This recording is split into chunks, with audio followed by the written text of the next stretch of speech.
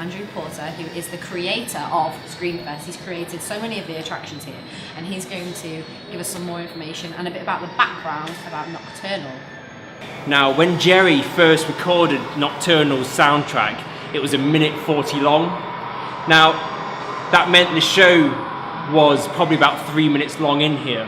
That means we'd have a throughput of about 120 people per hour. And as an attraction goes, people are really going to be angry out there. So we had to take that and condense it down to his speech, which is 44 seconds long, and this show in here lasts for about 1:10. Depending on how busy it is out there, depends on how much fun my actors can have. So if it's quiet, my actors can have so much more fun in here with people beating on the cages, holding them in here, because they've got about a 3-minute tail on the end of this routine. If it's busy, then they can let people out quickly, press the button, and the lights in that room which you came through with Nocturnal in change to blue, which tells the dispatch this show is now ready to have people come in. That time's now when you've got films like Twilight and The Vampire Diaries, where you've got pretty sparkling romantic vampires bouncing around, and it's all wonderful. But the question I ask you guys is, would you ever have sex with a sheep or cow? You wouldn't. Why the hell would a vampire with a human? It's disgusting to them. So the Nocturnal clan knows it's time to rise. It's time to open up the meat processing factories. So they built a nightclub to trick people into the meat processing factories because they're so stupid. And that's it. Quick, smart, to the point. Well, when it comes to recording a routine, there's no way I could record that entire speech in a show to get people to know it. So what's important? Your core storyline aspects. Human meat processing factory, the vampire clan Nocturnal, what we call the nightclub Nocturnal. That branding is hit on people constantly, Nocturnal, Nocturnal, Nocturnal. Then Jerry says, bless him, Grandad Jerry, says Nocturnal clan is going to rise and eat you. And he also says in the speech about the awakening, and we're going to drain your blood, the Mad Doctor, and then we're going to harvest you, the Butcher. What I've tried to do with this terror attraction is show the terror designer world. You can have generic characters. You can have your zombies, you can have your Mad Doctor, and you can have your psychopath, but umbrella it, put it under a logical idea. So in here we've got our hillbilly vampires, as the hillbilly horror goes. In there we've got our Mad Doctor, he's a Mad Doctor vampire. In there we've got our vampire elders that are waking up in the awakening room. So we get the zombies in there, but they're vampire elders waking up. And we've got the Butcher, who's a psychopath, Leatherface, homage to Leatherface with the chainsaw, but he's a vampire butcher. So it all makes sense, but we can also address all the generic ideas of horror and give the audience what they want in one umbrella that makes sense, and a story and a horror movie that's got an A, nightclub, having a great time with the friends, a B, oh fuck, I'm gonna die, to C, oh god, there's a guy with a chainsaw. And that's it to Nocturnal. It's very flat, very plain, whereas Soul Seekers is very much more scripted, very much more detail that goes into it, and very, very, very deep with its storyline. And I did that attraction theatrical, so the audience, if you're an enthusiast, you can really learn about the storyline. There's a 40-minute video that goes along with that attraction that tells stories about all of it. And that's important because I need to address the enthusiasts as well as just the people coming who want to run away from a guy with a chainsaw. That's important to me. And it was the same with Slasher. If people want to learn more about him, great. But if you want to run away from a guy with a knife, great. And it's the same in here, and it's the same in Soul Seekers. I'm addressing everyone and not trying to make it too geeky and not trying to make it too non-geeky. Like on the posters on the wall around here. What I've done is with the posters, we've got the human veins diagram, applied drainage pipe here, stupid waste, pointing out that humans are stupid in their brains. We've got do not damage before draining of body blood, obviously the heart. And again, they compete. And then over there on the back wall one, I like to put things in like this. Again, we've got waist circled. Tuesday treat on the arm, bit of shoulder bone there. Insert pipe here for drainage and storage. Impale to keep them alive for a little bit longer. Obviously, you avoid the heart. Good barbecue on the ass. like that. Wednesday surprise. A bit of that would be lovely. Sunday roast again, stupid ways, and I drew a moustache on this one with some glasses. Blood drain. We've got the heart pump. Monday munch on that arm there, and toxic. Yeah, the bit's horrible. We don't want that bit. Too bristly. Yeah. Every tower attraction needs a transition corridor of some sort. The barrels behind you there are events. I'm not sure if you saw one go off. Jerry comes on and says something, and goes ha ha ha ha ha, and it goes When he goes smoke piles out of that. If you're under it, you know it. At the moment they're going off too much, it just smokes out everything. But this is just a normal transition corridor, A to B. You let people calm down a little bit, get the bearings, and move forward into the next show, which is the blood draining room, which is another paintwork.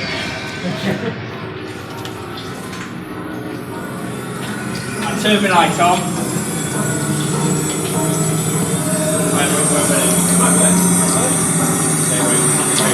So this is the blood draining room. Changes a little bit to a steel container. Because got the ceilings on and everything. And the mad doctor's in here who works out the best way to extract blood from his victims. And the way it's designed is, I don't like in terror mazes how normally they block off the sight lines all the time. So you've got a great view through here, but use different windows. We've got a big one to scare them, small ones to see what's going on, strobe light, but there's so much going on in here, the actor can really play with people. But he can also get in front of them again through the actor door, if the group he wants to go through and scare them again.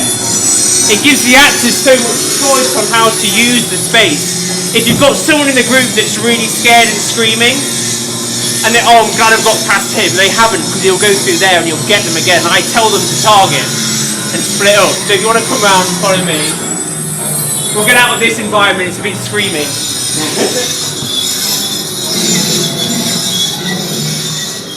More transition. I love a bit of transition corridor. It's going to get dark, you got light on that, haven't you? Oh god, here we go. I only put the ceiling on this today. So, no horror attraction can be complete without a pitch black corridor. It really unnerves people, but it's actually really important to Nocturnal. If we're dispatching people how we're meant to be dispatching them to get the 480 people per hour, by the time the guests reach this point here, the first show, all the vampires will be on top of the cage again attacking. That's important because one, it gives them a really unique of where they've just been. It really reinforces the meat processing factory like they're in a processing line. But more importantly, it hides the butcher who's standing right there. Because everyone's looking there and he's like and he can really jump people if he wants to. And we've got a little cut through here in case I need to get around and do things, you know, just flow through the attraction, make it more manageable for me.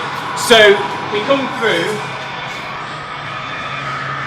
into the awakening, and this is where the zombie vampires are. And what I like to do with my terror mazes is I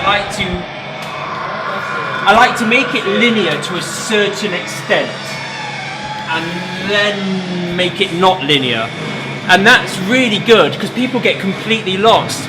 And I'm more than happy for my actors to keep a group back there when it's all smoky and everything. I know it's really small in here, but when it was full of smoke and all the lights going off, you've got no idea where you could be walking around for ages.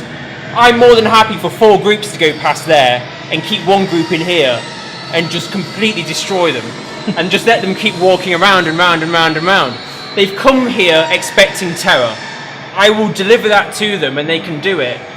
I tend not to take people out of my attractions that are freaking out a little bit, depending on how bad it is. If it gets really bad, the actors all have emergency stop buttons, which there's one on that corner over there. And that, when that's hit, that turns all the electrics off in the entire attraction. All the smoke stops, all the lights stop, everything stops. And that says to me, even in the nightclub, it all stops. I then know that something really bad has happened. And the only way I can turn this show back on is a key in my pocket to turn it to make sure what's happened and what's gone off.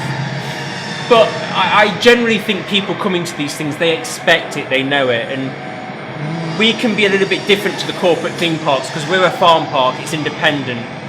I can make mine a little bit more edgier than normal people who you would expect at others because they've got families to consider and all these different things.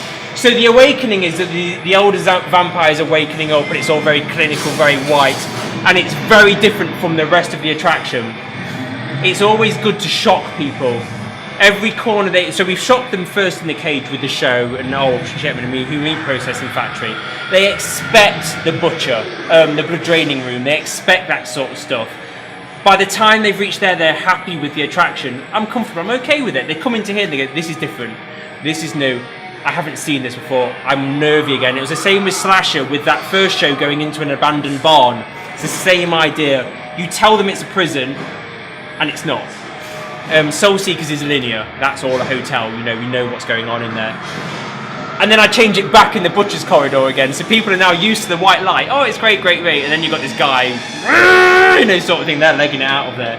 So yeah, into the butcher's corridor. Who basically, if the mad doctor didn't want you, the vampire elder didn't want you, the butcher will carve you into little snacks so they can eat you. And it's really loud in there, so I'll say what's going on in here. It's a startle scare. It's a chainsaw. I know it's a bit cliched, but people love it. They love chainsaws. They love it.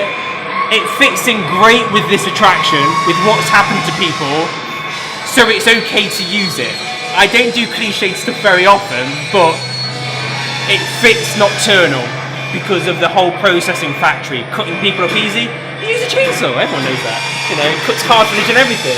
Right. We'll go through, it's a bit loud, so we'll go out into the exit. Oh, and then come out.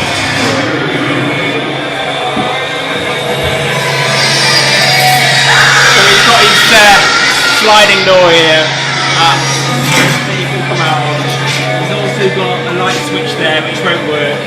And he's also got access. I don't know if I've got it on me. There's a remote control for that smoke machine to get in the corridor. Didn't need it tonight. But it's right here. Right there.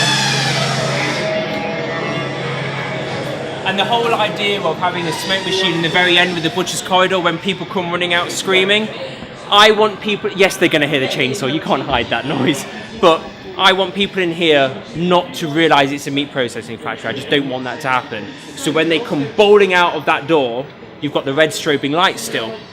So you've got smoke, red strobing lights. They don't know it's still a nightclub, it's still a nightclub. But the more important thing is when you're in the queue line, the reason I kept the roofs open for the awakening room is because it's strobing in there. Behind this wall, if you go down there and look, it looks like a nightclub going on behind this set. It lies all the way through until you're actually in it, which is the trick and why it works, I think, so well. And that's it. That's going through Nocturnal.